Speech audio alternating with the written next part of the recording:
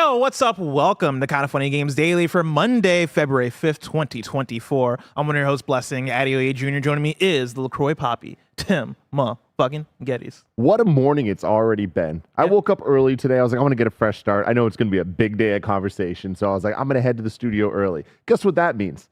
No, I'm not. No? I mean, I headed to the studio early, but every single street light had its power out because there's windstorms right now. Yeah. There's a lot of rain, but the wind... The wind has been crazy. It's funny. Wild. I got a text over the weekend from my landlord, and the landlord's like, hey, there's a high risk of high water levels. If you have your car parked outside, you might want to move your car. And so I was like, I'm going to go move my car because I saw this how this went down last time it happened, and it was crazy. I'm not shared the pictures online because I don't want people to know where I live, but my street was flooded last year. Dude, it was crazy. It's scary out here, man. And yeah, getting here was just like, well, this fucking sucks. And power's out everywhere. Luckily, my house power's not out. Yeah. But at the end of the day, bless, would it be that bad? I got my Steam Deck OLED. Yeah. I'm a changed man. I want to hear more. I want to hear a lot about the Steam Deck Live. Yeah. We'll have to save that for another day, though. Okay. Because today, I just want a morsel. Just give me something. I'm in love with this thing, man. But one of my bigger problems with it was I've gotten so used to the back buttons on the DualSense Edge or a multitude of different Switch Joy-Con replacements that I've used. I love the things, man. I love being able to map some button that has some use. And every game I find something, right? Yeah. The Steam Deck ones, for some reason, they're in there. They feel less like buttons, more like triggers, little G spots. You know what I mean? I know exactly. It's way harder to get into than you would expect. So I bought these little buttons that you put on top of it to make it like how the other controllers feel. And now I'm like, I'm just out here solving all the problems. There you go. Fantastic. No, I'm loving this thing, man. Let me tell you, I canceled a lot of my plans this weekend because of the rain, because I thought it was going to be more terrible in terms of the rain. It's actually been more of a wind, wind that's been a thing. But because of that, I've spent most of my weekend at home, big gaming. Oh yeah. Big gaming. But yesterday I was like, okay, I could use a little bit of a break. I've heard a lot of people talk about the show, Mr. and Mrs. Smith. Oh yeah. And I watched the first 2 episodes. That's a show. That's a show. That's a show. Have you seen it yet? Just the trailers. Haven't seen it yet.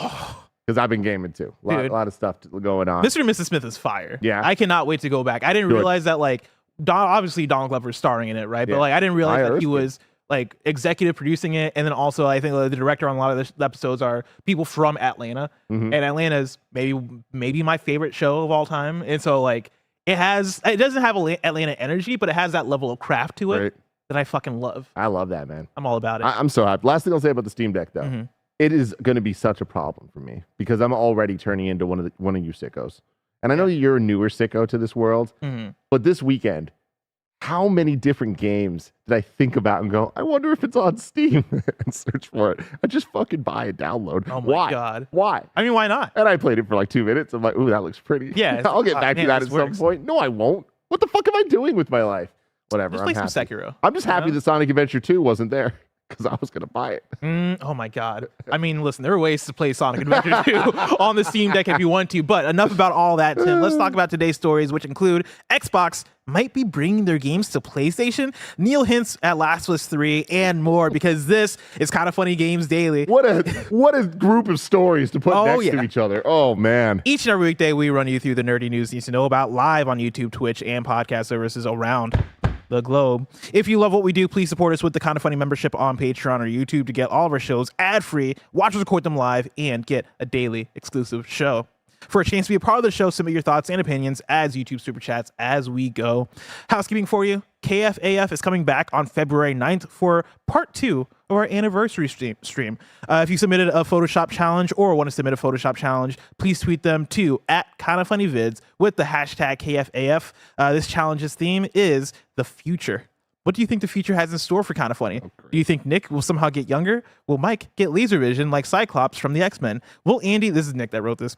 Thanks. Will Andy start wearing overalls and be our friend for once? Tweet your Photoshops @KindofFunnyVids with hashtag KFAF to join in on the fun. Thank you to our Patreon producers, Carl Jacobs, Streaking Ain't Easy, and Delaney Twining. Today we're brought to you by new Kind of Funny merch, but we'll tell you about that later. For now, let's begin with what is, and forever will be, The Roper Report. It's time for some news. We have 5 stories today.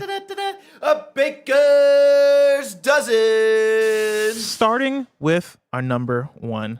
Starfield is reportedly coming to PS5 along with other Xbox exclusives. I'm pulling from Andy Robinson at Video Games Chronicle. Microsoft is reportedly planning to release Starfield on PS5 as part of a new initiative to bring more Xbox exclusive games to other console platforms. That's according to Xbox Era, which cites anonymous sources who claim that the Bethesda RPG is being planned for release on Sony's console alongside previously rumored Hi-Fi Rush and Sea of Thieves ports. According to the publication's sources, Microsoft is planning to release Starfield for PS5 after the game's planned Shattered Space expansion, which is due to arrive on Xbox and PC later this year. Bethesda's upcoming Indiana Jones game could be another first-party Xbox title set to release on PS5, according to The Verge sources. According to the publication, Bethesda is considering bringing an Indiana Jones and The Great Circle to PS5 following its announcement for Xbox and PC last month. Quote, a new multi-platform approach for certain Xbox games is emerging inside Microsoft, we're told, with the company weighing up which titles will remain exclusive and others that will appear on Switch or PS5 in the future, it wrote. Bethesda will reportedly launch its Indiana Jones game first as an Xbox console exclusive, followed by a possible PS5 release some months later. According to the Xbox Era report, quote, Microsoft's senior leadership have reportedly debated the various pros and cons of releasing more of their exclusive software elsewhere, and internally, not everyone is necessarily happy with the decision, but recouping the potential money left on the table by not releasing elsewhere has arguably won out. Now, that all broke over the weekend, which caused a storm of Twitter conversation, an online conversation over the weekend. But then this morning, we got the additional info from VGC, actually from Jeff Grubb, but via VGC. I need everyone to strap in for this. Microsoft is reportedly considering bringing the Gears of War franchise to PlayStation. That's according to Giant Bomb's Jeff Grubb, who was elaborating on recent claims that Microsoft is working on a new initiative to release more Xbox exclusive games on other console platforms. Plus, this is a moment in time that we were going to be able to look back on and be like, wow, this is where things really started to move in motion towards the future of the video game industry as a whole. We are at such an interesting point right now where Xbox self-admittedly lost the console war. They came out, the legal documents, the speeches, and everything that Phil has done. Phil Spencer on this show, or not on this show, but said that. They've acknowledged that. And what does that mean? In addition to that, years ago, in what I always cite as one of the most iconic Games Daily episodes ever, Xbox Game Pass has announced that first-party titles are going to be day and date on this thing. Again, changing the trajectory of Microsoft and Xbox forever. We're now seeing the ramifications of all of that, and we're seeing a strategy shift of where is the money in games. And when this generation started with Xbox, Nintendo, and PlayStation, I've said a million times, like they're each in their own lane doing their own thing. But for the longest time, Xbox and PlayStation were still in similar lanes, still fighting similar fights. We're at a place now that after the most major acquisitions we've ever seen in video games, especially now with Activision Blizzard being done, we're looking at a lot of questions of what the future of Xbox games looks like and where we're going to even be playing them. Meanwhile, PlayStation continuing to do its thing. And I feel like undeniably having, at least on paper currently, the weakest year of lineup for PlayStation games it's had ever. The biggest thing it has going for it right now is a third-party game, Final Fantasy VII Rebirth. Exclusive, though. Yeah. You know, and I feel like we're going to be talking about exclusives a lot and the different types of exclusives. How dare you do that to Helldivers? In this conversation. And it's just there's facts we're talking about, there's feelings we're talking about. I feel like there's a lot of discourse that happens in the games industry, especially these days online, that it's like, this doesn't need to fucking happen. This is one of those rare times that I'm like, I get the discourse. I get perspectives. I get some of it. I get a lot of it. I get a lot of confusion, right? Like, I think it's okay to be confused, especially when it's reports not coming directly from Microsoft. These are all rumors. These are all rumors / reports, right? Like, these are all people, like, this is The Verge, Jeff Grubb, and Xbox Era. And like, out of those three, it's like, okay, well, all of them are saying the same thing about different games, but it's all rooting toward the same thing of there's a shift going on at Xbox. And I have to believe that, unless it is Barrett's theory of like, oh, this is their way of sniffing out like potential leakers. But I think even if you're gonna do that, right? Like, I want to be clear, that's more of a joke theory than anything before people. Yeah, and that's the thing is, I don't think that's the case. Like, I think this is the case, and you know, a lot of the conversation has been fascinating to see the response from so many people. I put up a tweet, and I tried not to tweet yesterday, and I failed, and I tweeted. I tweeted in response to a friend though, thinking that like, oh, this will protect me. Yeah, nobody's gonna see this tweet, right? And like, it was the homie Emmett Watkins Jr. basically talking about how, you know, I feel like for a consumer, like this is a net positive, right? Like for the gaming audience, don't you want all your games to be everywhere, right? Like, don't you, like even if it was PlayStation putting out Spider-Man on Xbox, right? Or Nintendo putting out Zelda on PlayStation, whatever it is. And it's like, isn't that a net positive? Like, I feel like this is a good thing. And I responded to that being like, yeah, I'm surprised most people don't feel that way. And when I tell you that tweet got over 50 replies, like, it's wild. Yeah. And like a lot of people have a lot to say about this. For me, I think the place that I start with is, I feel like this is what Xbox has been telling us for the last 4 years. And you talk about like the important news story that's kind of rooting back to being the announcement of Xbox Game Pass and first-party games coming out day and day for Xbox Game Pass. For me, this goes back to 2013 and the ripple effects of that Xbox E3, how, you know, PlayStation won that E3, won that PS4, Xbox One launch, and that kind of sent us down this ongoing path of Xbox having to play catch-up, and that kind of leading us into it being so difficult to compete on the first party side, it being so hard to get mindshare back on the Xbox side and get that positivity back on the Xbox side. Us being in a place now where, like you talk about the 3 lanes, Nintendo has their own lane, and they've had their own lane forever, right? And that works for Nintendo. PlayStation has been able to find their own lane, especially within the last generation, and Xbox now being in a place of having to figure out how to carve their own lane. I think this is that lane, and I think this is going to be a net positive, both on the consumer side, right? But then also, I think this is the way as Xbox you stay in business. Like a lot of the replies I was getting on Twitter were people being like, this is going to lead to Xbox not making consoles anymore, and people are going to lose their digital libraries and all this stuff, right? And like, I think some of that concern could be valid, but I think we're far from that still, right? Like, I think if Xbox keeps trying to play the exclusive, we're going to put our games out on our platform and like try to play the same game that Nintendo and PlayStation are doing, I think that's going to continue with them being in third place, because that's exactly what Phil Spencer said on XCast when he did the interview. He was like, we're in third place, and we can't just make people stop playing on PlayStation, come play on Xbox. Like, that's not how this works. We can't do that. I think for how they talk about Xbox being a platform, being an ecosystem, being a thing that, you know, you can play Xbox on Xbox consoles, or you can play Xbox on Samsung TVs, or you can play Xbox on your Steam Deck via Xbox Game Pass and Cloud, right? Like, you want to have Xbox everywhere. That way you can have people in the ecosystem, and you make so much money that way. It goes back to like even when the Activision acquisition happened, and we had arguments and back and forth of like, are these games going to be exclusive? How are they going to treat this stuff, right? And I come back to, I don't think you spend $69 billion on Activision Blizzard and then go, all right, make less money by only putting your games on our platform. It's like, no, you make so much goddamn money by continuing to put Call of Duty on PlayStation, PC, Nintendo Switch, wherever you can put it. And same goes for your other games too, right? Like, I think there's so much value in that. I also think on the hardware side of things, right? Like, Xbox is a console, because a lot of the conversations I see as well are Xbox without the games, right? Like, what is making people buy the Xbox? And this again comes back to the conversation of Xbox is no more just a box. Xbox is the platform. They're selling you the ecosystem. The Xbox box is now an additional way to play Xbox, right? And probably like the preferred way to play Xbox. Like, they're still going to make those, but now it is another entryway to the ecosystem in the way that there are so many entryways between all these different things that we've talked about. That plus, I think the content isn't the only way to build uniqueness as an identity, right? Like, I think Xbox can go hard with features on a platform. I think Xbox can go hard with, you know, what things they can do with the controller, things they can do with the UI. Is that true, see, that's I've been so 100% spot on with you until this point, because I feel it's the opposite of that. They can't be unique in that way because they need it to then be able to serve every other platform. You don't want to add extra features and things that are the little bells and whistles to make your box, the actual hardware part of this, special, because at that point it's creating rifts in ways you don't want to. You'd want it to work everywhere and to to your point about the you don't spend $69 billion unless you want your games everywhere. Like, Yeah. I don't think you do that to then kind of like create this weird.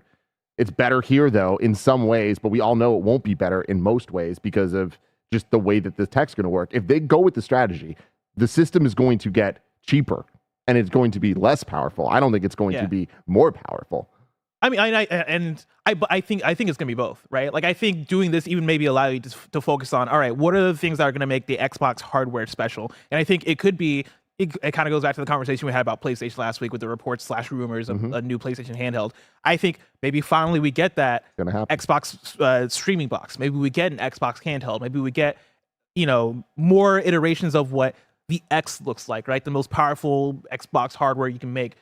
But then also having the S, right, as a thing. I think you're able to explore those options more and also build out that ecosystem in terms of just, I get it, features is hard because it's hard to even think about the features. I'm not thought too deeply don't know about what they are. You don't know what the features are yet, right? But I think there are other ways to compete, quote unquote compete, right? Because I don't think you necessarily have to compete if you're putting your games on PlayStation. But I think there are ways to keep your platform vibrant. I think is probably a better way to put it than to just go, let's go blow to blow with first party software exclusives, because I do think that is a mindset of the 90s and early 2000s that we're starting to shift away from. And that Xbox has never won. Like, that's, I think, an important thing to bring up is that we've talked, and like, I know that there's going to be a lot of toxic responses to all this, and like, we're having a discussion here about, of course, facts, our perspectives, everything in between, all of it. But looking back at Xbox, I've owned every Xbox except the 360, which is the winning generation, right? Yeah. But it also won for reasons that I wouldn't have been playing Call of Duty and multiplayer, things like that, right? And I did play enough 360 games to have played through the Halos and shit like that. But you look at the original Xbox and how it compared exclusive-wise, or any-wise really, but exclusive-wise to the PlayStation 2 or even the GameCube, and it's like, all right, cool. Like, they had a handful of fucking winners. And then they lost a lot of them over time. They lost like the Splinter Cells not being exclusive. It was at a point tied to that system. Then you move on continuously. It's like Xbox just never, while they were working on Gears 5, Sony was working on Uncharted 4 and new IP. You know what I mean? Whether it's Naughty Dog putting out Last of Us or it's the teams working on, like, look at the PS4 to 5 generation of how many new Sony PlayStation studios put out new IP. Yeah. A ton, right? So now there's more things to pull from that aren't just, let's get another Gran Turismo and another Crash Bandicoot, even though we're getting another Gran Turismo and via third party, another Crash Bandicoot. Like, PlayStation just kept moving ahead while Xbox kept trying different things to play catch up, and it just kept not working. And that leads to your conversation about 2013 being the turning point. And I do think that every step just kind of has helped build the snowball to where we're at now. That I'm with you that I feel like this is inevitable at some point, but I don't think it's necessarily dire on the Xbox side. I think that it is looking at where we're at and how money's made in games. I think in the long term, this might save Xbox. Like, this might be the thing to keep you in there. Save is a weird word because I don't like, just because you're in third place doesn't mean you're losing. For sure. And I think that's important is that Xbox is making a shit ton of money. Like, they're making so much money. They're just not making as much as they wish they were. And they're looking at ways of, could we make more money? Because to them, that is winning, right? So I think that there's a totally valid strategy here with what we know of what they have. They have Call of Duty. Yeah. And in addition to that, they do have Gears. They do have Halo. They do have the dominoes we've been talking about for years of Hellblade 2 and everything that they showed at the Xbox Game Showcase last year that was exciting stuff that I truly believe we're actually going to get in a fairly timely fashion over the course of the next couple of years. Indiana Jones, all of that. But even with that stuff, you look at if they were to put their games all on PlayStation, again, we're years out from this because even if this happens, it's delayed a year, delayed months, whatever. The turning point is going to be when it's day and date. The turning point when it's going to be a full-on Sega situation. And the discourse that I'm like, hey, it's a valid conversation is really at that some point, does Xbox give up on a digital library of the past?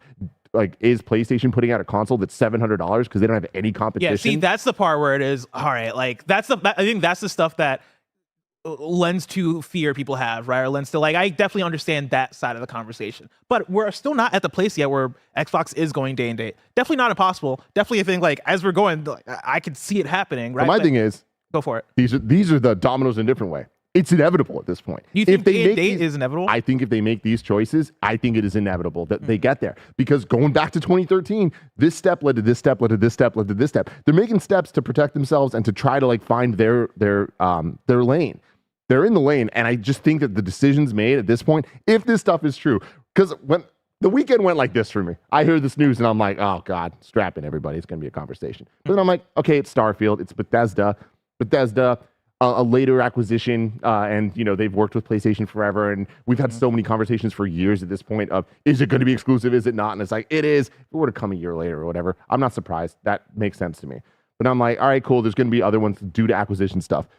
Gears of War being talked about? Oh, yeah. That's different, man. That's so different. Yeah, I think day and date, I think the only way day and date happens of them putting out, Gears of War and games like that, at the same day on PlayStation, as on Xbox platforms and stuff, is if they're somehow able to get Xbox Game Pass on PlayStation.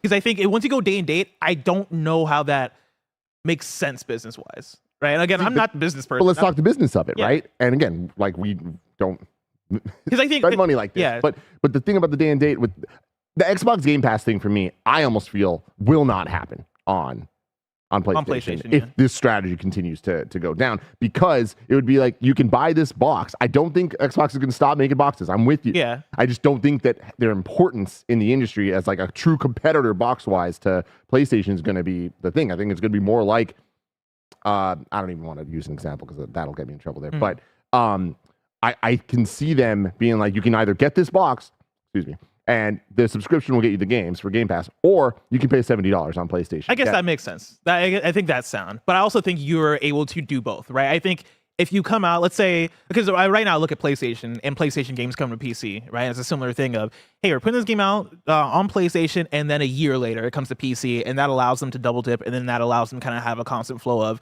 oh man, like Last of Us 2 came out on PlayStation on this day, and then a year later we're talking about it again because it's coming out again on PC, and then we'll talk about it a third time when it comes to PS5, right? Like, not a direct example, but they're able to do things like that because they're having these staggered release dates. For Xbox, I think you're able to go, all right, Gears of War, whatever the next one is, we're putting it out on Xbox, and then a year later we're putting it out on PlayStation. And like that day one on Xbox and Xbox Game Pass allows them to have that initial wave of people subscribing to Game Pass, people buying the game, people playing it, conversation, all that stuff. And then a year later coming on PlayStation, I think that allows them to double dip, right? Of people being like, oh man, I want to play it on PlayStation now, or I have a PlayStation and I've not played it, right? And like, I think that gives your audience a reason to still want to be on Xbox, to still like own an Xbox and be invested in the ecosystem. But then, like knowing that the game is going to come later to PlayStation, I think still has that level of, I think that hits harder than just day and date on PlayStation. My thing is, I feel like you're right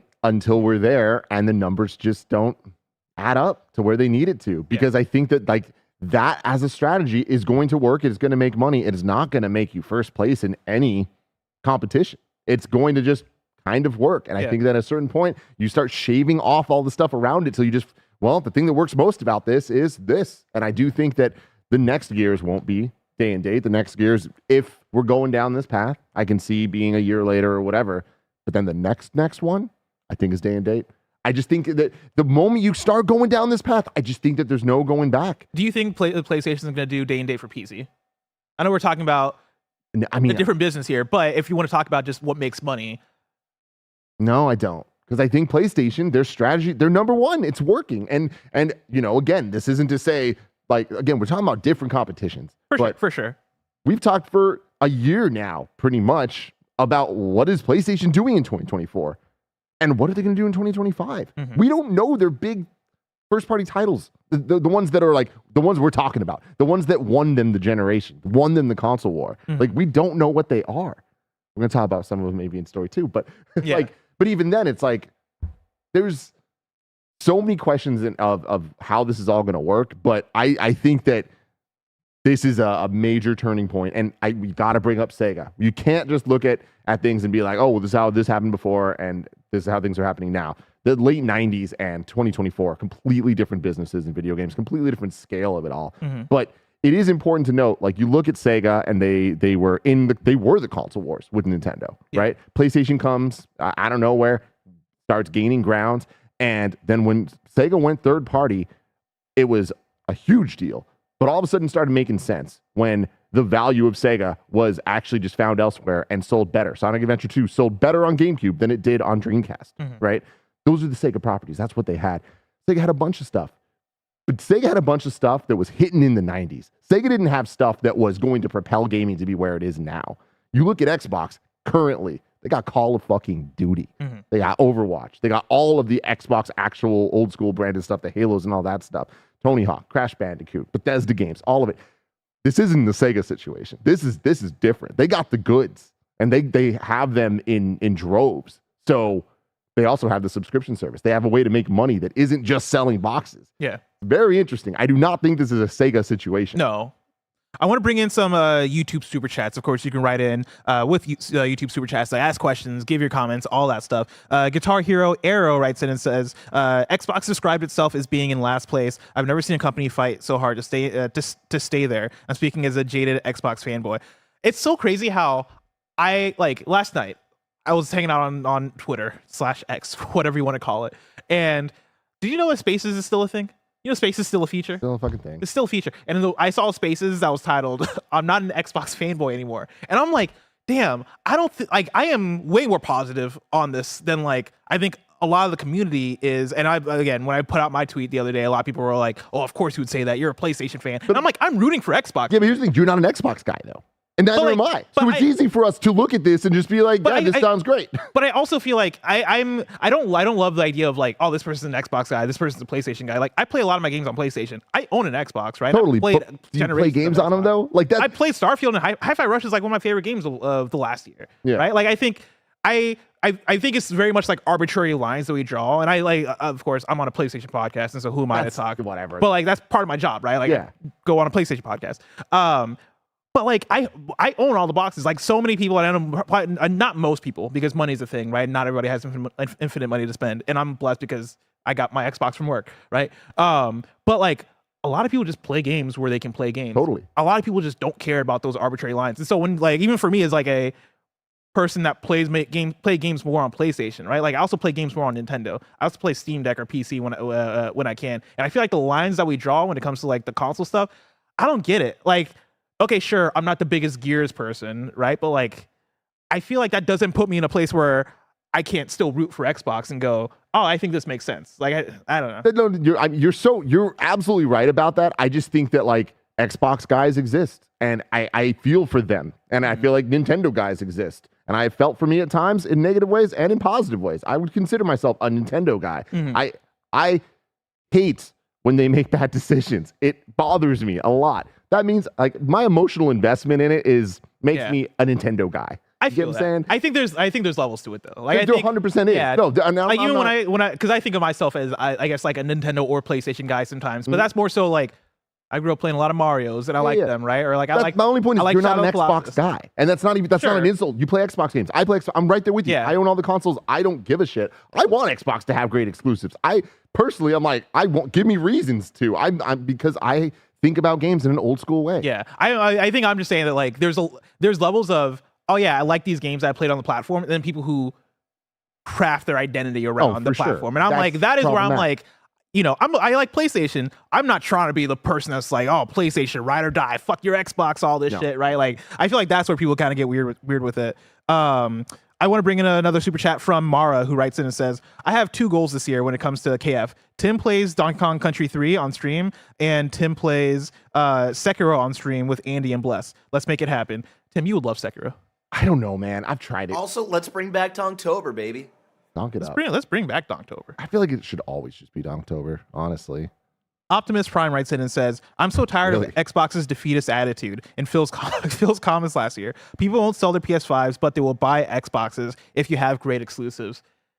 Look, that's true, but they don't. And they're not going to. Yeah, that's what we're talking about here. But I also, and I don't even think is that they're not going to, because I think Indiana Jones, for example, is going to be a great exclusive until it comes to PlayStation, right? Yeah. But I think even with that, I think you make more. I think this is more sound business wise than playing the exclusive game, right?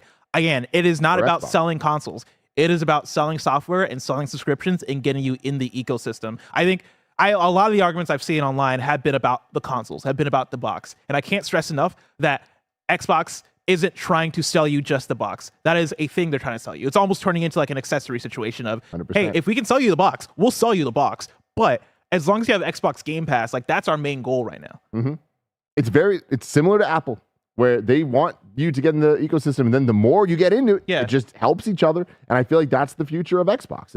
Thinking about it as it just sucks. It's kind of through the kind of funny business when we talk about like, patreon.com, like go there, sub, right? This year, we've also added the kind of funny membership that you can get also on YouTube. Yeah. That is us expanding, right? That we also have merch, we have sponsorships, we have so many different ways to get money. Like, that is what Xbox is doing, right? That is what it is. I thought that was about to be the most banger segue I've ever heard. Yeah, dang, I didn't think about that. No, we still have some YouTube super chats, but let's see. Corey Clark writes in and says, FTC leaks show that Xbox thinks Elder Scrolls 6 comes out 2 years after Starfield. With the recent rumors about the next Xbox in 2026, do we think this might be to get in good graces for a Skyrim exclusive later? I mean, I don't know if I believe. When we talk about the leaks, right, you got to take that shit with a grain of salt. Those are plans, and plans change. There is no way in hell that Elder Scrolls 6 is coming out in 2 years. We're not seeing that game for a while. Yeah. We got a lot more super chats, but let me tell you about Patreon. I didn't have as good of a segue. Dang it. I should have used that one. I had the chance. Good. We'll give you credit for it. I had the chance. Patreon.com/kindafunny and getting the Kinda Funny membership on YouTube.com/kindafunnygames allow you to get the show ad-free. And speaking of ads, let us tell you about our sponsors. This episode is brought to you by kindafunny.com/store. We've got 2 brand new drops for you this week. First, check out the Kinda Funny broadcast line. Old School Telethons inspired this distressed design and collection for our annual Kinda Funny Day campaign, which includes a t-shirt, tote bag, and coffee cup. Our Cozy collection, designed by Nick at Campfire Designs, is also available. Get nice and snuggly in your choice of a crew neck sweatshirt and joggers and a women's cropped hoodie. These have been big hits with the team, and we think you'll love them too. Both collections are available for the next 2 weeks on kindafunny.com/store. Grab them while you can. And we're back. And I got some more YouTube super chats for you. Pat me up. Jesse says, could playing Nice Now also lay the groundwork for Xbox to get Sony to bring their 13 live service games to Xbox? I don't think so. I don't think that's an Xbox thing. I think PlayStation, PlayStation is so like, hey, we're gonna have exclusives. Like that is what sells the box. In the way that we're talking about Xbox, the box isn't the main thing. PlayStation, the box is the main thing. Dude. And the way they sell you the box is by making these games exclusive. I'm so with you. Yeah. But these live service games, it's a different strategy, and PlayStation can't fuck it up. And it kind of feels like they might fuck it up. Oh, yeah. So, yeah. I would not be surprised. Things are changing here. Mm-hmm. Like this is a landscape shift that we're having. If we go down this path, I would not be surprised to see the PlayStation Live Service games making their way to other platforms. You asked earlier, do I think PlayStation games are going to be day and date on PC? I do think that there is a high chance that some of these live service games for sure. Yeah, I wasn't even thinking about the live service games. And, sure. Exactly. The past live service, I do not think so. But live service, I do. Mm-hmm. And at that point, if Xbox, the box itself, isn't even competition in the way that it traditionally has been, yeah, I think at a certain point, Xbox is just a PC to PlayStation. It's just a place. It's just another box. Another box. Just another box. So, again, there's so much happening right now, and so many decisions have to be made to impact the games that are going to come out this year, next year, whenever. That I think that we're still just going to be caught in a lot of confusing messaging for a while because everyone's figuring it out. Yeah, and messaging is tough when, like, at the core, you can understand a lot of these decisions, most of these decisions, if you just think about, all right, how does it make money? Like, if you try to trace the money, then you can find like the rationale behind decisions being made. And to your point of like the live service stuff, maybe just coming to Xbox, right? Because it's another platform people get into. Yeah, like I think to kind of go back on my point that I made earlier, I think the goal with PlayStation, with the live service stuff, is to make money, right? And I think God of War, Horizon, Spider-Man, that's selling you the box. Also, it's making money, obviously, but that is what you're buying a PlayStation for. If, let's say, Marathon comes out on PlayStation and PC and is the biggest thing ever and is making money hand over fist, oh yeah, let's put it on Xbox and make even more money, because the money we're making off of this is paying for games like God of War and paying for games like Last of Us, and making those budgets actually make sense. Yep. So yeah, that makes sense. We got another one. Jordan Irwin, a new member actually for the Kind of Funny membership. Thank you. I'm still not sure I get why owning an Xbox would matter anymore at all. If there aren't exclusives anymore, why pay for an Xbox? So I think it's twofold, because I think on one side, it's if that's your feeling, then don't get an Xbox. It's okay. That's the thing. There's options then. If you just want to play the games where you want to play them. But why get the box? Convenience and buying into an ecosystem. Yeah. And that, I think, is if you just want the easier way to play these games, it's this. And again, I think that there's going to be more entry points than we've ever seen before. Like, there's a lot of if these rumors and reports and this are true and where it all leads. More than ever, I believe this is happening, and I believe that it's going to result in an Xbox Stream dongle, an Xbox handheld, Steam Deck-like device, like all of it. Yeah. And they're going to give you options to play their games. 1,000%. Yeah. Like this goes back to the point I was making earlier that I think there are more ways to get people into an ecosystem and platform aside from just exclusive content, right? Like, I think it's a shift of how we have to think about it, right? Because again, coming up with video games, that was the strategy. That's how we've been trained to think about these things. Oh, the console has the better exclusives. There's the one that always wins, right? I think if you're able to, curate a platform that has a bunch of different entry points in terms of what the box is, right? And like, find ways to make that ecosystem worthwhile to invest in. Whether it is like, oh man, if you play the Xbox version of this game, you get exclusive content, which I don't know if that's the strat, but like, it's not. I think they gotta find a strat. Like, I think there are ways to do that. Like, I still think features of what you're able to do with the hardware is maybe the way you're able to make it work. And like, you can't do like you can't just put out Joy-Cons or whatever on like Xbox, right? Because like now it's like, oh man, well, this isn't gonna work on other platforms. But I do think that you can find ways to go, all right, we're going to sell you an Xbox box. It's going to be a dream to play on. And I think that's what's going to sell people on it. But we'll have to wait and see. Yep. Moving on. To story number 2. Neil Druckmann hints at The Last of Us Part 3. This is from Taylor Lyles and Alex Stedman at IGN. At the end of Grounded 2, making The Last of Us Part 2, Naughty Dog's Neil Druckmann made a surprise reveal that The Last of Us Part 3 could very well be on the way. That's not to say that's a lot there at the moment. He says he merely has a concept in mind, but did note that there's probably one more chapter to this story. Quote, the first game had such a clean concept of like the unconditional love a parent feels for their child, he said. The second one, once we landed on this idea of the pursuit of justice at any cost, justice for the ones you love, we felt like there's a clean concept here, and there's a through line from the first game about love. If we never get to do it again, this is a fine ending point. Last bite of the apple, the story's done. The great thing about working at Naughty Dog is that we don't have to, he added. It's always like we would love another Last of Us, but if you guys feel you're passionate about something else, we'll support this other thing. A very privileged position to be in. I never take that for granted.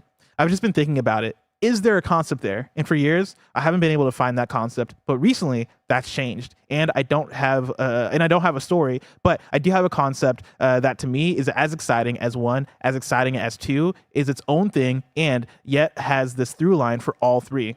So it does feel like there's probably one more chapter to the story. They're fucking And, hyped, well- man. I honestly I don't think that something could be said about Last of Us 3 to get me more excited than this. Yeah. Of him being like, it's not about the story. I don't have the story, but I got the theme. I got what I is know that the going through to line make is. this special. And having seen Last of Us 1 and Last of Us 2, I have nothing but faith and excitement for whatever this is for Last of Us 3. And them talking about probably one more chapter to the story, it's like, I do like the building towards an end. Yes. And of course, money is money. Money is money. You want to make more Last whatever. of Us. But I personally am very excited about Last of Us 3. I know I'm not alone in that. I'm also excited to see something different from Naughty Dog, and they talked about that a little bit as well. So it's going to be interesting to see how this all shakes out timeline-wise, especially when there's a TV show being made that he's... I mean, to your point about money is money, right? Like, the fact that we've not gotten more Uncharted, like, not even just from Naughty Dog, but period. I think it's such a... Yeah, like, I think PlayStation respects Naughty Dog's finality when it comes to, all right, we're done with this thing, and we don't want to make It's an interesting point. I think Last of Us 3 is probably going to be the last of Us for a very, very, very long time. Yeah, I mean, I'm with you on that. It's interesting to talk about Uncharted that way, because we've talked for years about what San Diego up to, right? Or whoever working on Uncharted, and yet we haven't seen that. We haven't seen it. I think the San Diego thing was like a remake also. Like, I think it was like a remake of Uncharted 1. Kindafunny.com/you're wrong. I forget if there were reports about people making a sequel. I thought the reports were a sequel. I thought it was. I don't remember. I think at one point there was the idea of Uncharted 1, and I think that story was coming out around the time that The Last of Us Part 1 remake was like coming up. And because I think it was the thing of it started off as Uncharted 1, like they wanted to do that, and that turned into Last of Us remake. And then the sequel, I think like the where there's smokes, there's fires. There's that weird live action like sizzle reel, and there was like a blonde girl at some point that wasn't in like a familiar. She wasn't a familiar character amongst like a lot of familiar PlayStation characters. So I think that was also feeding into possibly an Uncharted sequel. Yeah, that's the thing is I think the sequel stuff was like more speculation and rumors as opposed to like a Jason Schreier breakdown or anything like that. Yeah. It's interesting. I feel like we will see. I think we're due for Uncharted from someone else. Yeah, like I think that we will get it, but like to your point, it's like maybe not. I don't know. But also PlayStation, to what we were talking about earlier, they're in a very weird place right now. Like it's to be a fan of PlayStation first party games. It's not an exciting time. I think for the first time in a long it's just the time. You have to wait, right? Yeah. Like I think that's the thing is they're cooking. Like Ghost 2 is probably coming. Like we know Death Stranding 2 is coming in 2025, right? And like beyond that, it's like unless you're an Insomniac fan, like it's like, oh man, okay, I'm gonna wait 5 years for the sequel to one of my favorite games, and that's just what it is, right? And like to be a person who is waiting for the next PlayStation exclusive, it is having to go. All right, like I guess I'm gonna play Helldivers, but also Final Fantasy VII Rebirth. I don't know. It's a weird spot, but at least the games are coming, right? Like at least you're getting 2 to 3 games a year, depending on the year. I guess this year. I mean, yeah, that's the thing. I don't know. I think Concord is still coming, so get hyped for Concord, everybody. Hyped, everyone. Story number 3, Star Wars Jedi Survivor has won this year's video game soundtrack Grammy. This is Chris Scullion at VGC. Star Wars Jedi Survivor has won this year's Grammy for Best Video Game Soundtrack. The award for Best Score Soundtrack for Video Games and Other Interactive Media is given to the best composers for an original score created specifically for or as a companion to video games and other interactive media. This year, the award has been won by Stephen Barton and Gordy Hobb for their score for Star Wars Jedi Survivor. Other nominees this year were Call of Duty Modern Warfare 2, God of War Ragnarok, Hogwarts Legacy, and Stray Gods, the role-playing musical. This year marked the second year that the Grammys had a dedicated award for video games. Congratulations, Star Wars.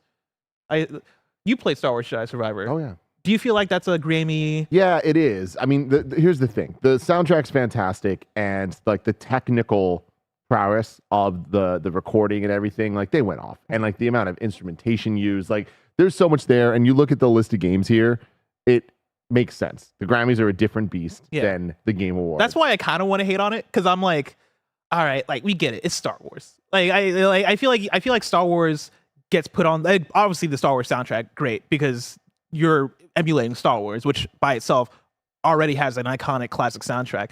But I also, when I look at the video game soundtracks of the last year, I'm like, I don't know, man. I feel like Final Fantasy 16 is a slam dunk, and something like that gets overlooked because you look at these as more cinematic, and we know what Harry Potter is, and we know what Star Wars is, and so we know what those things sound like. You know, am I crazy there? No, you're not crazy, but I do think that's also kind of doing the like, well, video games are video games and movies are movies, where it's like sometimes it could be both, and like Jedi Fallen Survivor, or whatever the fuck it was called.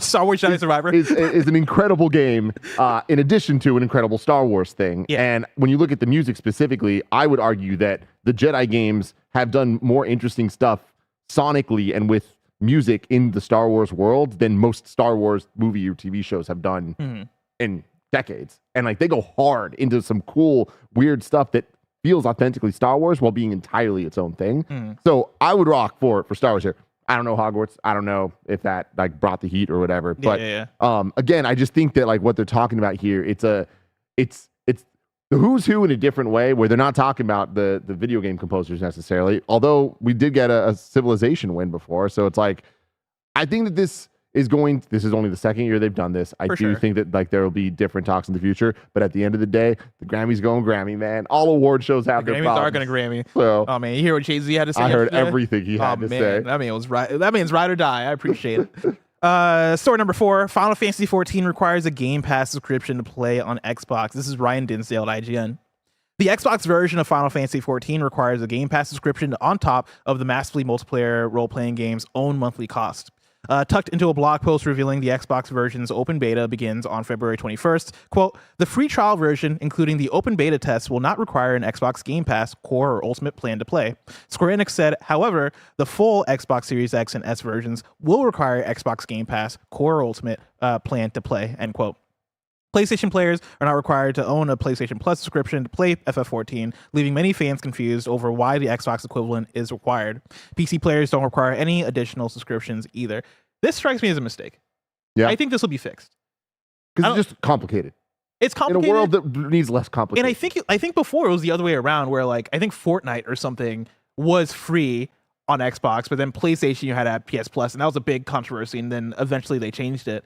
This feels like somebody doesn't understand that because FF14 is an only online game that they don't need to have it on Game Pass or whatever. Yeah. Also, Game Pass, that's a weird one for online, isn't it? Isn't it usually Xbox Live, or did that change now to Xbox Game Pass Core? Yeah, didn't they get rid of that? Yeah, it's Core now. It's Core now? Okay.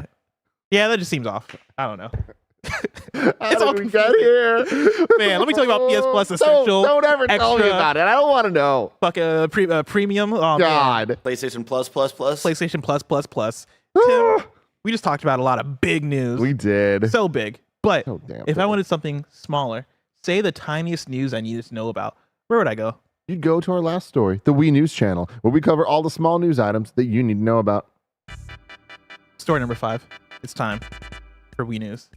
This is the Wiiest of Wii News. Honkai Star Rail version 2.0 is out today, and Steam Next Fest starts today. That's it. And guess for Wii what? News. Steam Next Fest, though. Yeah. Pretty interesting. I have a Steam Deck. That means Ooh. I'm more interested than I've ever been. Yeah. And Tales of Kenzara Zao, the game that was announced at Game Awards. Yep.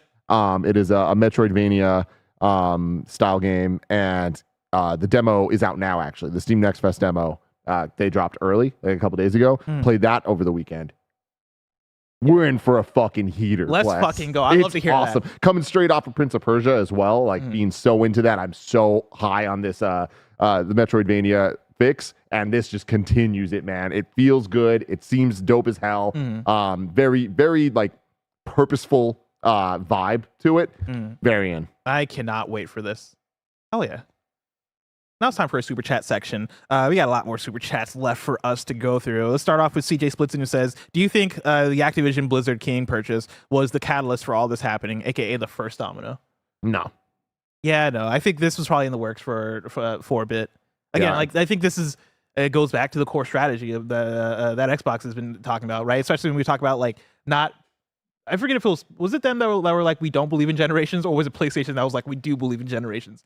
PlayStation said we do, right? Yeah. Either way, Xbox I don't think is. Let's remove generations from it, right? I think it is more so just the idea of, yeah, we don't want to sell the box, and I don't think I think Activision Blizzard is it's a piece of that, and also part of I guess it is like maybe the core piece of that, right? Like it's such a big purchase that I think that is going to influence a lot of their strategy, but I think they already had this in mind before even Activision. I think if the Activision Blizzard purchase didn't go through, I think it would still be in the same place. Yeah. Yeah, if anything, I feel like the Activision thing is protection's a weird word, but it's hedging your bets a bit, where going back to my Sega comparison earlier, it's like it's not just Sonic the Hedgehog from the 90s, it's Call of Duty. And I feel like that gives you a level of guaranteed success, and it's just a question of how are you going to make money, and are you making the right bet to make the most money? It's not a question of is it going to work, it's going to sell. Super Bright writes in and says, do you think Xbox could be getting into could be getting the impression that Game Pass is close to market saturation on PC and Xbox, and this is the only way to grow? I do think it's interesting because we've talked about this before. I think it was on PS I Love You years and years ago now that I was talking about how I think Xbox so badly would want Xbox Game Pass to be on PlayStation, right? And I still stand by that, but I think I was convinced that it was going to happen. I was convinced that was the strategy, and buying Call of Duty and Bethesda would force PlayStation's hand into letting Xbox Game Pass on PlayStation. Obviously, that's not the case now, but I think that would have been higher on the priority list. I think them not being able to make that happen. I think this is the next step of, all right, just put the games on PlayStation then, or put the games on Nintendo Switch, as opposed to actually putting Game Pass on there. Yeah. So, yeah. Yeah. The only way to grow? No, but it's a way to grow. And I do think that, again, Game Pass was a major domino, if not the first domino, but like I think the biggest domino yet to fall of what direction Xbox is going in, because it's a different business strategy. Money's made a different way. Games are made a different way. Yeah. And we are now dealing with the ramifications of that. And I say this all the time. You can't put the water back in the bottle if it spills. And the moment you make these decisions, they add up on each other. And that's where we're at now. They need to find a way for Game Pass to make money. And if Game Pass is stagnating, they have a major fucking problem. Yeah. We got another one from Side of Fries who says, or actually, let's start off with Street Shadow, who says, Marathon is already multi-plat and coming to Xbox. Appreciate that. You didn't have to pay us for that one. You could just put that in You're Wrong, actually. But hey, I still appreciate the $2 either way. And then Side of Fries says, for third parties, do they question putting games on Xbox because even Microsoft doesn't seem to believe in their own systems? See, I mean, multi-plat games, no. You want your games anywhere that they can be, because that's an audience that could either buy it outright and make more money, or get a deal to have it on Game Pass and get fucking cash money from Xbox, right? We're going to be talking about this a lot, I'm sure, over the coming weeks, if not more. But it is interesting to look at the third-party exclusive strategy over the last couple generations, and how back in the day it mattered a lot more that a Final Fantasy was exclusive on Nintendo. That meant that Sega Genesis didn't have that, right? Yeah. As you continue going on through the generations to where we're at now, there was that generation, pretty much the 360 generation, where it felt like the majority of third-party games were multi-platform. It was more rare that there was like Final Fantasy 13 was everywhere, you know? And now to get where we're at, like some of the bigger third-party exclusive decisions we've seen from anyone is Rise of the Tomb Raider on Xbox, which they ended up going back on, and that felt like a major fumble. It was a wrong time, wrong place move, right? We've talked about that a lot. But now you look at it, and what are the biggest ones? It's Square and their Final Fantasy games with PlayStation, of both Final Fantasy VII Remake trilogy so far, at least 2 out of 3, and 16. Those are huge, huge, huge games. Xbox doesn't have that. Yeah. And does that strategy make sense? I don't know. There's a lot to think about there of like what is a third party? Yeah. At a certain point. I mean, I don't agree with the tone of the right and right talking about Xbox. Microsoft doesn't seem to believe in their own systems, and we've already talked about that, right? Like, I do think that this is still, I think that there's validity in the strategy change, right? But to the question of third parties, I mean, yeah, but also I could see if the landscape changes dramatically, where it is Xbox consoles aren't selling as much, right? Like, say the PlayStation 6 sells 80 million, and the next Xbox consoles in the total sell 15 million. Yeah. Do third parties go, oh yeah, let's keep developing and putting our games on Xbox without like some kind of Game Pass deal or Game Pass like hook to it? I think that's a fascinating idea. So that is fascinating, but the fact of the matter is, more so than ever, these are just a bunch of computers. And games are being developed on computers to be played on computers. So I just feel like there's going to be a congealing point that there is more similarity than there's ever been between everyone we're talking about. So at a certain point, it's like, what's it really matter? Yeah. You know, you're already developing your game to make sure that it can run on Steam or whatever. Yeah. So why not also just add another SKU if Microsoft's going to be as open a platform as they've tended to be in the I think they would have to be I think you would have to commit to Xboxes being very easy to develop for, like being essentially like, yeah, we're making Windows PCs that are straight up Xboxes now. That's what they do, right? Yeah, but there's still, I still feel like there's a level, and maybe I'm thinking more about PlayStation, right? But I feel like PlayStation. Yeah, there's a level of indies especially being like, we're just gonna put this on Switch and PC for now because trying to port to different platforms is always a hassle. And like, I think part of it is like the difficulty of development. Parts of it can be certification. Parts of it can be like, you know, again, how much is this going to sell? Is this worth putting in the work if this is going to sell 500,000 on this platform because not enough people own the consoles or whatever, right? And then we talk about Game Pass and the ease of putting something on Game Pass, right? Is Game Pass always going to be a thing that has as many deals happening as it has, right? Or after, let's say, 3 to 4 years from now, is Game Pass going to be a bit more picky choosy about the games they include because it is, hey, we got to fund this thing. Like, we got to make sure that we have enough money to support this thing, and that's going to hinge on a lot of our Xbox Game Studio stuff or Bethesda stuff, right? I think that is a lot of the conversations they're probably already having internally, and for us as audience is a wait and see. I think Xbox already has an idea though of like what that's going to look like. I don't think Phil and the team are dumb business wise, right? Like I think they know what they're doing, and I think those questions for them are probably already answered to some extent. Of hey, if this happens, then we got this, right? And I think in terms of third party stuff, for now, I don't think you have to worry about it. I think you have to worry about it the next generation. But currently, people already have Xbox Series X's. People are already playing on these things. And for the next gen, if there is a next gen of Xbox, it is going to be about proliferation and making sure people have ways to get in the ecosystem. And with that, like, I don't know, like Xbox Game Pass is just going to have bangers, I guess. I don't know. Yeah. Let's see. We got another one. I mean, we got one from Aaron. Made you laugh. That says, are the leaked next Xbox consoles still coming out? I assume you're talking about the spherical or cylinder console, like the Pro version of the Xbox Series X. I'll assume yes. I don't know how this would take away from that. To me, it goes back to a lot of that stuff was from the legal documents. I feel like so much of this is up in the air where things were exposed that may have never actually seen the light of day. Like there's R&D going into things every which way. Do I think we're going to get a PS5 Pro? Yes. Do I think we're going to get an Xbox Series Z or whatever, like a Pro version? I'm a little more up in the air on that. I think we'll get more SKUs of Xboxes, but I think that they're going to be more accessible, not more powerful. Spherical. I think we're going to get the power. I think especially if PlayStation does the PS5 Pro, like from the leaked documents, obviously, which you can't, again, you have to take with a big grain of salt. I think what we talked about with DLSS and like AI upscaling and stuff is the future / natural progression of it. And I think Xbox is going to want in on that, because if PlayStation and other hardware are leaning into that, then you want to follow that. And I think, especially if we're about to enter that in the next 1 or 2 years, I think you want to be there alongside it. Yeah. It's. I think there's going to be a lot of SKUs. I think that it's just going to be like there's not. I mean, even already, it's kind of weird to talk about what is the Xbox this generation in terms of what is the box, because you look at the sales numbers of the Series S compared to the Series X, and it's not like, oh man, that's true. The one, Yeah. So I think we're already in this interesting place with Xbox as a hardware. Okay, we're gonna do only 1 or 2 more. I'm gonna bring in this one from.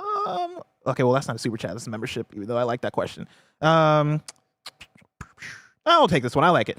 Skittle Monster says, did anybody at KF watch The Last is Part 2 doc? I specifically want to give a shout out to the art director who had to pretend to go feral and feast on a bloody corpse. It was a wet rag with fake blood. I've not gotten to watch it yet, and I really want to. I skimmed around it a little bit, and I'm like, God damn, dude, it's really good. Yeah. Really high quality. I can't wait to watch it all. It just sucks because I want to watch it with Gia. I feel like she'd really appreciate the documentary side. Mm-hmm. But she needs to wait for HBO Last of Us season 2. You know what I mean? I gotta do that to her. Damn. I watched the very ending because of the news story you talked about earlier with Neil that happened like right before the credits. And so I watched that for the show. And then I'm not watched the clip because it's a very sad clip and I want to see it in context of the full thing. But I saw Laura Bailey talking about the reaction she got as Abby and like the abuse and threats and all this shit. And like, goddamn, we need to treat people better. I also that made me very sad over the weekend to like see like that, and then like a lot of people talking about how damn they like really did horrible things to her, like the way the internet reacted to that. This morning I also saw like a developer from Suicide Squad tweet out, like they tweeted this days ago, right? But it was them talking about how, oh man, I'm in the credits for this game or whatever, right? And they're like, I forget what their role was, but they're on the narrative team essentially, like not a lead, but like there's somebody on the narrative team. And I guess somebody had quote tweeted it or something, because the replies were just fucking like people tearing her apart of like, oh, you did this, all this shit. Oh man, this sucks because of you. And I'm like, what's wrong with people? It was really disheartening to see, because I'm like, first of all, that person that you're mad at didn't write the overall narrative of the game. Like they're just on the team. Secondly, you don't treat anybody that way, right? Yeah. Like, even if they were the lead director, like, even if they were responsible for the full narrative, like, sure, you don't have to like the story, but leave people alone, right? Like, it's not their, like, it's not on them. And even, like, you just gotta treat people better. It's a video game. And yeah, like, I was very bummed out to see the Laura Bailey thing. Then that followed by what I saw this morning of that person's replies. Be better to people. Like, they're just doing their job. For reals. Also, be good to me because I'm doing my job, right? Yeah, so be if you're good to mad, if Bless, you're mad at what I'm everybody. saying here, what Tim's been saying here about talking about PlayStation, Xbox, all this shit, chill. Let's be friends. You know? Just tweet it at Game Over Greggy. Tweet it at, yeah, tweet Let at him Game Over deal with Greg. it. Let Greg deal with it. He's the one who's shitting on PC players. We love He's the problem. He's the problem. We love y'all PC people. Deck Yeah. boys, baby. Oh my god, I can't wait to get back Greg's home a to my Deck boy Steam fan. Deck. That's been your YouTube Super Chat section. Of course, this has been Kind of Funny Games Daily, but before we get there, we have a segment called You're Wrong that I almost forgot about. Of course, you write in, let us know what we got wrong, as we got it wrong, so we can correct it for those watching later on YouTube and listening later on podcast services around the globe. Banner Ascent says, Tim, Sonic Adventure 2 is on Steam and is playable on the deck. Huh. I searched for it in the store. I'm still learning, everybody. Yeah, he links it. your search function on the Steam Deck, because I imagine you're pulling up the store on Steam Deck proper. Yeah. You might have like verified only as like the games that are popping up. If you deselect that, you'll be able to see like Yeah, there playable is. and like other stuff. So Oh, yeah. Tim's in I trouble don't tonight. need this right now, man. Let's fucking go. That's exciting. Yeah. I mean, some gamer critic writes in and says the PS3 actually won the Xbox 360 versus PS3 fight, which rolled into the PS4 generation. Yeah, but like during the generation, Xbox won. It was like at the end / after where PS3 finally caught up. But you're right. You're definitely right. Anon Again, writes- I just think that's important to note how stupid the concept of winning and losing all this stuff is, because what did it win? What did it lose? I don't really know. it won, Tim. It just won, you know? Yeah. Anon says Marathon is already confirmed to Xbox. The launch trailer is even hosted on the Xbox YouTube channel. So there you go. I don't think I realized that, but that's pretty neat. Be cool. Boehner says Jason did the report on Uncharted 1 remake / Last of Us remake. I nailed that shit. You know? Listen, I be paying attention when I read these news stories because I remember talking about that on KFG. Dalton says it was the other way around. You used to need Xbox Live to play Fortnite, but didn't need PS Plus. Okay, so yeah, never mind. I was wrong about that. That's a good you're wrong. I think more the hubbub on the PlayStation side years ago, Bless, was the cross-play stuff. Oh, yeah, that was a big thing. And then I got this one from Stead, who writes in and says, Nintendo have announced a direct for 2 p.m. PT tomorrow. Stead, I need you to know that you got. All right? I saw somebody retweet this too. It's from last year. Dang. There's no Nintendo Direct happening tomorrow. I'm sorry to burst your bubble. Having said that, Yeah. Where is it? it's coming either this week or next week. That's what everyone's saying. But who's everyone? Jeff Grubb. Can we trust them? Great question. I think so, though. That man lives in Ohio. You can't trust people from Ohio. You know? And also, though, it just makes sense. It It would be it's February. surprising if they didn't do one in the next 2 weeks. And yeah, like I think every single leaked thing that's happened in the last like month, at least about the state of play, came to fruition. And so yeah, I very much believe a direct is coming. Yeah. Of course, this has been Kind of Funny Games Daily. Each and every weekday, we run you through the nerdy news you need to know about live on YouTube, Twitch, and podcast services around the globe. If you love what we do, please support us with the Kind of Funny membership on Patreon or YouTube to get all of our shows ad-free, watch us record them live, and get a daily exclusive show. Till next time, it's been our pleasure to serve you.